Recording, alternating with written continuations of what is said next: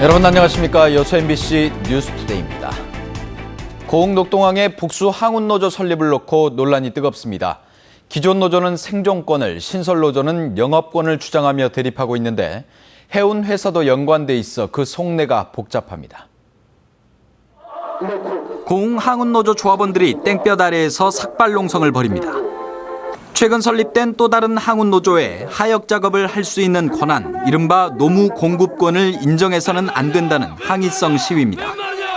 어려운 근무 여건 아래에서 고흥 녹동항에 하역 업무를 전담해왔는데 새로운 노조가 끼어들어 생존권을 위협받게 됐다는 것이 기존 노조의 입장입니다.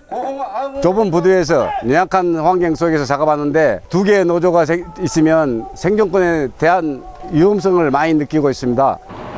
신설 노조인 도양 항운 노동조합도 이해 못지않은 강경한 태도를 보이고 있습니다. 기존 노조가 녹동항 하역 작업을 독점하면서 적지 않은 부작용이 발생했고 이에 따른 여파로 일부 해운 회사가 녹동항을 떠날 의사를 밝히는 등 정상적인 항만 운영이 어렵다는 겁니다.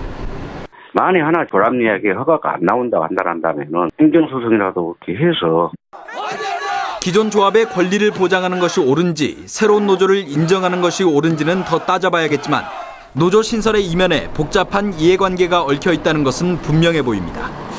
세금 문제 등으로 기존 노조와 등을 진 한 해운 회사가 노조 신설을 지지하고 지원했다는 것이 항만 관계자들의 공통된 설명입니다.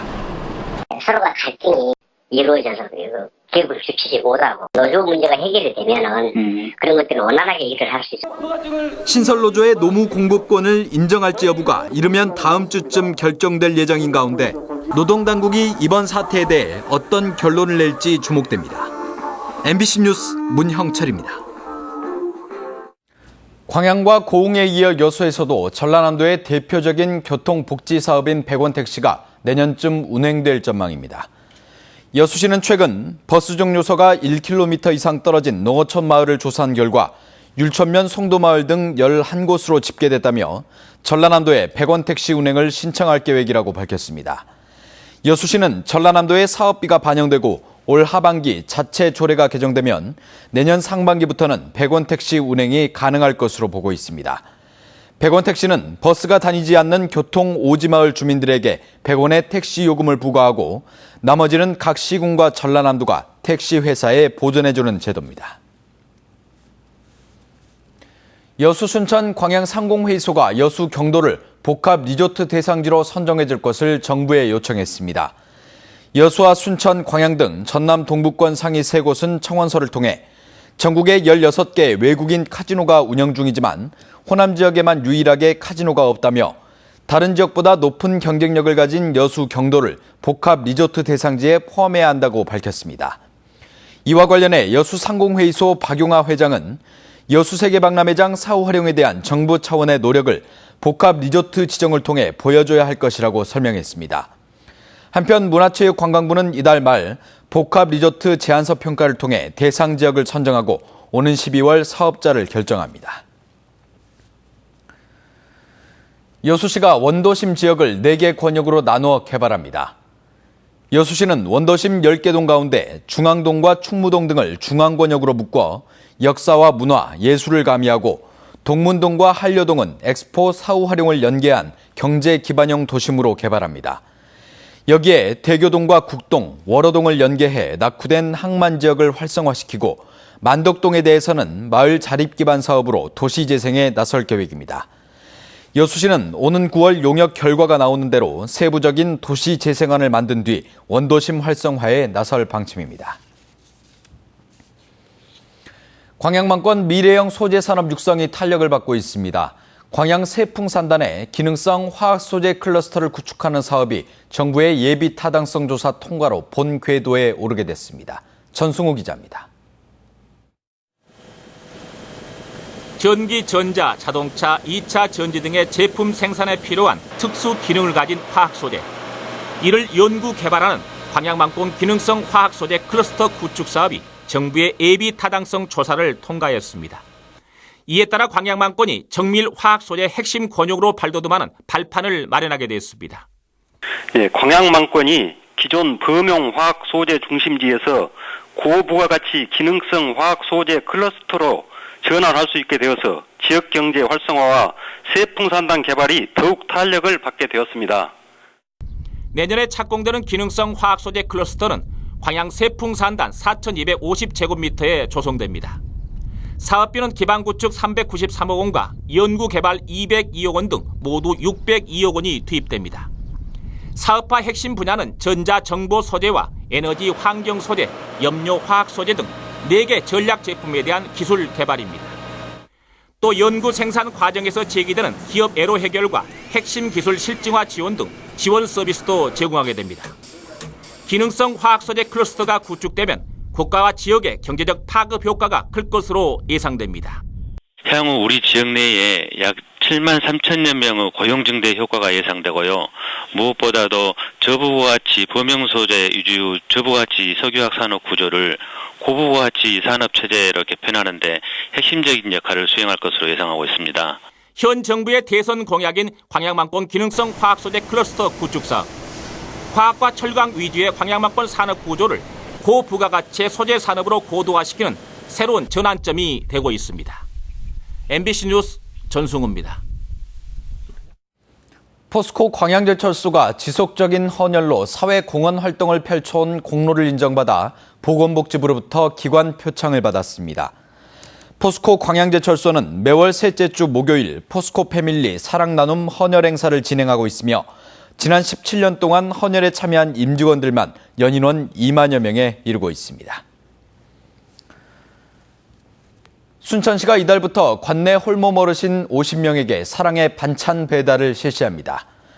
이번 사업은 관내 모범 음식점 등 33곳이 참여해 홀몸 어르신 가정에 주 1회 정기적으로 반찬을 제공하는 사업으로 희망세상 생활관리사들이 반찬을 배달하는 것은 물론 어르신들의 생활도 살필 계획입니다. 순천시는 지난달 반찬 배달 사업을 위해 업무 협약식을 가졌으며 내년부터는 참여 음식점을 추가 모집해 사업을 확대할 방침입니다. 수백억 원을 들여 건물을 짓고도 제대로 활용하지 못하고 있는 젓갈타운 문제 여러 차례 보도해드렸죠. 전라남도가 젓갈타운 활성화를 위한 대책을 내놨습니다. 김양훈 기자가 보도합니다. 건물이 지어진 지 2년이 넘도록 방치되고 있는 신안 젓갈타운. 전라남도는 우선 젓갈타운 진입도로를 조기에 완공하기로 했습니다. 컨테이너 등도 행정 대집행을 통해 철거하고 8월 10일 임시 개장할 예정입니다. 여행사들과 협약을 통해 증도 관광객들의 젓갈타운 방문을 유도하고 젓갈 상품과 브랜드 개발에 나섭니다. 해양수산부도 젓갈산업 육성 계획이 있습니다. 이에 발맞춰 전라남도에서도 저염 젓갈 브랜드 개발을 추진 중에 있습니다. 지난달 준공된 영광설도 젓갈타운. 입주업체 모집 공고도 아직 내지 않았습니다. 전라남도와 영광군은 젓갈타운 운영과 관련된 조례를 이달 안에 제정하기로 했습니다. 영광구로 하여금 8월중에 그 젓갈 판매동 운영관리 조례를 제정하고 판매동 점포시키소는 빨리 입점토록 조치하겠습니다. 입주업체들과의 협의체 구성, 그리고 자치단체별로 차별화된 젓갈타운을 만드는 것은 앞으로 남은 과제입니다. 전라남도가 각종 대책을 내놨지만 무엇보다 중요한 것은 젓갈타운을 활성화시키겠다는 신안군과 영광군의 의지입니다. MBC 뉴스 김양훈입니다. 네, 올해 수능이 어느새 100일 앞으로 다가왔습니다. 수험생들이 시행착오를 겪지 않기 위해서는 맞춤형 전략을 짜는 것이 무엇보다 중요하다고 합니다. 이계상 기자입니다. 한여름 무더위를 잊은 채 고3 수험생들이 자율학습에 집중하고 있습니다. 수능이 100일 앞으로 다가오면서 이틀 동안 주어진 달콤한 휴식도 포기했습니다.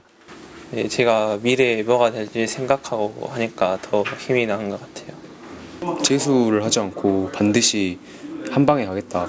한 방에 이번 연도에 반드시 의대에 진학을 하겠다. 그런 각오를 하고 있습니다. 수험생들은 남은 기간 동안 본인의 실력을 냉정하게 판단하고 취약한 부분을 보완하는 게 중요합니다.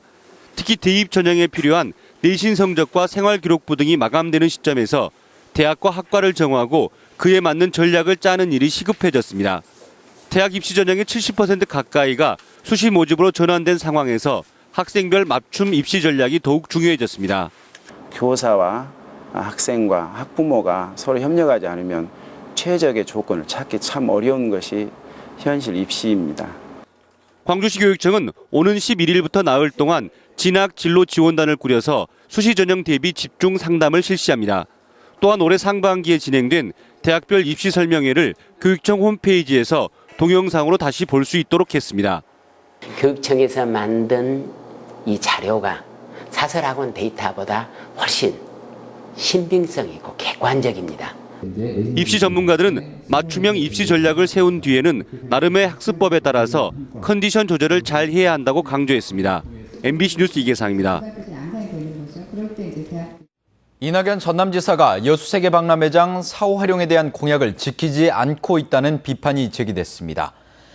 여수세계 박람회 사후 활용 추진위원회는 이낙연 지사가 지난해 선거운동 당시 박람회 사후 활용 성공을 공약으로 내걸었지만 약속했던 대통령 면담은 이뤄지지 않았고 도립미술관의 박람회장 유치도 외면했다고 주장했습니다. 서울대